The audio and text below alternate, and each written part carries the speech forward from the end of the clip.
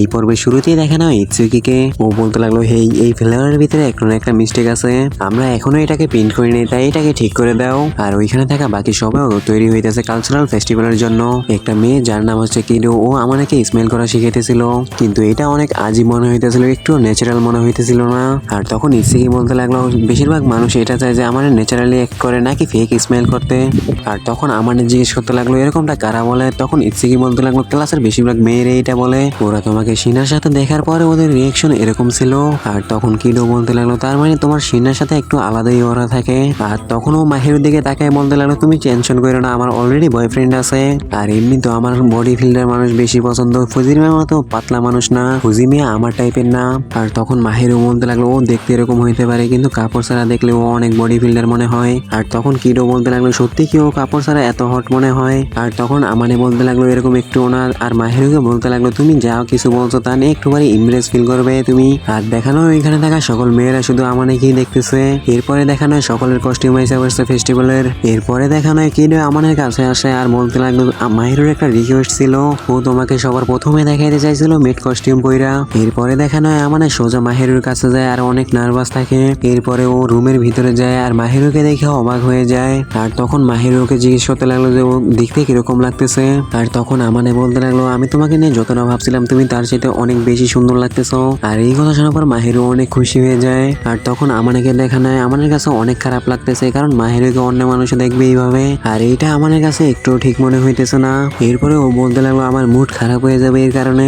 মাহিরুর same problem, মাহিরু চায় না যে আমাকে দেখো মেয়েরা ড্রেস পরা অবস্থায়। আর তখনও আমাকে বলতে লাগলো, যখন থেকে তুমি লুক চেঞ্জ করছো তখন থেকে মেয়েরা শুধু তোমার সম্বন্ধেই কথা বলতেছে। আর তখন বলতে লাগলো, কিন্তু ওরা তো এসে আমাকে কিছুই বলে না। তখন মাহিরু বলতে লাগলো, মেয়েরা সামনে থেকে কখনো কিছুই বলে না। আর তখন ওকে জিজ্ঞেস করতে লাগলো যে ওরা কি বলে। আর তখন মাহিরু বলতে লাগলো যে মেয়েরা ওকে কাইন্ড আর জেন্টলম্যান বলে, আর ওদের আমানের প্রতি ইন্টারেস্ট আছে। আর তখন বলতে লাগলো, আমি শুধু তোমাকে পছন্দ করি, তুমি। আর মাহিরু বলতে লাগলো, আমিও। তখন বলতে লাগলো, তাহলে তো কোনো সমস্যাই নেই, আর এমনিতেও আমার তোমাকে ছাড়া আর অন্য কোনো মেয়ের প্রতি কোনো ইন্টারেস্ট নেই। আর তখন মাহিরু আমাকে বলতে লাগলো, আমি তোমাকে এখনই বাটলার কস্টিউমের ভিতরে দেখতে চাই। এরপরে সিনে দেখানো হয় সকল ছেলেরা রেডি হয়ে যায় আর চিতুসেকে দেখানো হয় যে ইৎসুকিকে ড্রেস দেখাইতেছে।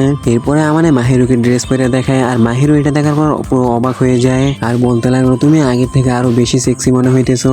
এরপরে এরা সবাই প্র্যাকটিস করতেছিল আর সিনাকে দেখার পর ছেলেরা সব বেহুশ হয়ে যায়। আর তখন বলতে লাগলো, আমার কাছে এটা ঠিক মনে হইতেছে না যে আমার গার্লফ্রেন্ড সবার সাথে স্মেল করে কথা বলবে।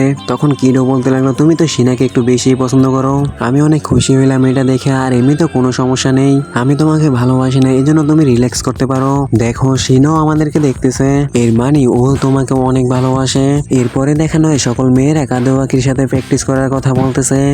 কিডোকে জিজ্ঞেস করতে লাগলো, তোমার কি বয়ফ্রেন্ড আছে না? আর তখন ও বলতে লাগলো, হ্যাঁ, ও দ্বিতীয় ক্লাসে আছে, আর ছোটবেলা থেকেই আমরা ফ্রেন্ড, আর ওর বডি অনেক ভালো। এরপরে মাহিরু আমাকে বলতে লাগলো, আমি তোমার প্রথম কাস্টমার হব।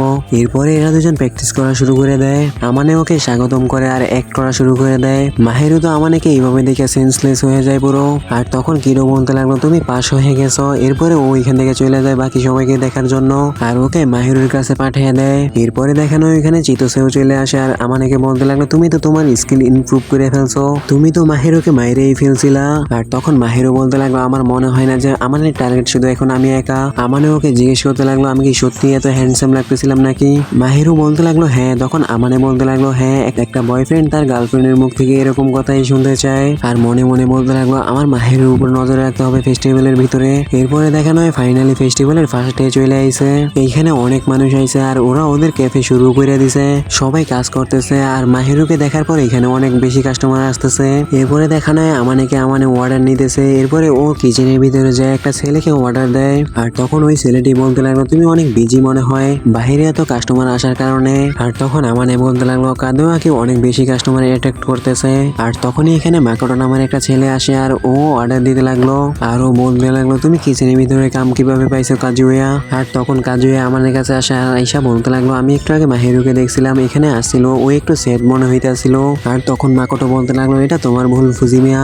এরপরে দেখানো হয় মাহিরুকে যে অর্ডার নিতে আসে, কিন্তু ছেলেরা ওর সাথে ফ্লার্ট করতে শুরু করে দিছে। আর তখন মাহিরু ওদেরকে বলতে লাগলো, আমরা এইসব কিছু সার্ভিস দিই না, আপনারা চাইলে অর্ডার দিতে পারেন, না হলে না। কিন্তু এই ছেলেরা তারপর মানতেছে না। ওকে জিজ্ঞেস করতে লাগলো, তোমার কাছে কি ফ্রি টাইম আছে কিনা? আর তখন মাহিরু ওদেরকে আবারও বলতে লাগলো, যদি তোমাদের অর্ডার করতে ইচ্ছে করে তাহলে করো। আর এরপরে ও ওইখান থেকে থেকে চলে যায়। আর অন্যদিকে দেখানো হয় আমানে মাহেরুকে নিয়ে অনেক বেশি চিন্তা করতেছে। আর তখন কাদুয়াকি ওর কাছে এসে বলতে লাগলো আমরা ওর উপরে নজর রাখতেছি, যদি কোনো সমস্যা হয় তাহলে আমরা ওকে হেল্প করব। আর তখনই আমানে দেখতে পায় যে একটা ছেলে মাহেরুর কাছে যাইতেছে। আর তখনই আমানে এসে ওকে আটকে দেয় আর বলতে লাগলো স্টাফ মেম্বারদের সাথে কোনো ফিজিক্যাল কন্ট্যাক্ট করা নিষেধ। এরপরে ওই ছেলেটি এখান থেকে চলে যায় আর সবাই ওদেরকে দেখতেছিল। আর তখন আমানে বলতে লাগলো আমাকে মাফ করে দিবেন আপনাদেরকে ডিস্টার্ব করার জন্য, আপনারা কন্টিনিউ করেন। এরপরে ও মাহিরুকে ব্রেক নেওয়ার জন্য বলতে লাগলো। এরপরে সিনে এরা দুজন বাইরে চলে আসে আর আমানে ওকে একটা কোট দেয় পরার জন্য, কারণ ও মিড আউটফিটের ভিতরে একটু বেশি সুন্দর লাগতেছে। এরপরে এরা দুজন কিছু খাবে ডিসাইড করছিল আর তখনই দেখতে পায় কিডো আর কিডোর বয়ফ্রেন্ডকে ওরা। আর তখন কিডো বলতে লাগলো এই হলো ফুজিমিয়া, যার সম্বন্ধে আমি তোমাকে বলতেছিলাম। আর ওর বয়ফ্রেন্ডকে ইন্ট্রোডিউস করতে বলতেছিল। ও বলতে লাগলো আমি হলাম কায়ানো সোজি। আর তখন কিডো ওর বয়ফ্রেন্ডের অনেক সুনাম করতে লাগলো যে ওর বয়ফ্রেন্ড কাপড় ছাড়া অনেক বেশি সুন্দর লাগে। আর এই কথা শোনার পর মাহিরও বলতে লাগলো আমানেও কাপড় ছাড়া অনেক বেশি সুন্দর লাগে। আমানে বলতে লাগলো এটা কোনো প্রতিযোগিতা না, আর এমনিতেও আমি অত বেশি বডি বিল্ডার না। মাহিরও বলতে লাগলো এটাই আমার জন্য ঠিক আছে। এরপর এরা সামনে গেছে আর তখন এরা হন্ডেড হাউস দেখতে পায়। আমানে যাওয়ার জন্য বলতেছিল কিন্তু মাহিরও ভয় পাইতেছিল। আমানে বলতে লাগলো তুমি এই জন্যই হরর মুভি দেখো না। আর তখন মাহিরও কনফিডেন্ট হয়ে বলতে লাগলো আমার ভয় লাগে না। এটা শোনার পর আমানে বলতে লাগলো তাহলে ঠিক আছে আমরা একসাথে বসে হরর মুভি দেখবো, আমি তোমাকে ভয় পেয়ে কাঁপতে দেখতে চাই।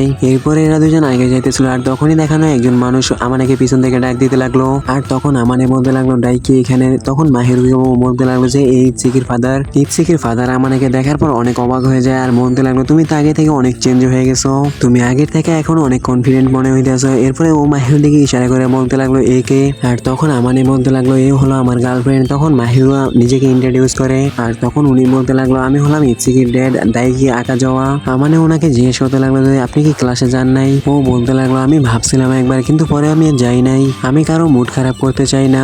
এরপরে ও এখান থেকে চলে যায় আর তখন মাহিরু বলতে লাগলো এ এখনো চিতোসাকে অ্যাকসেপ্ট করে নাই। আমানে বলতে লাগলো হ্যাঁ, কাশ কোনো উপায় হইতো যাতে ও চিতোসাকে পছন্দ করা শুরু করে দিত।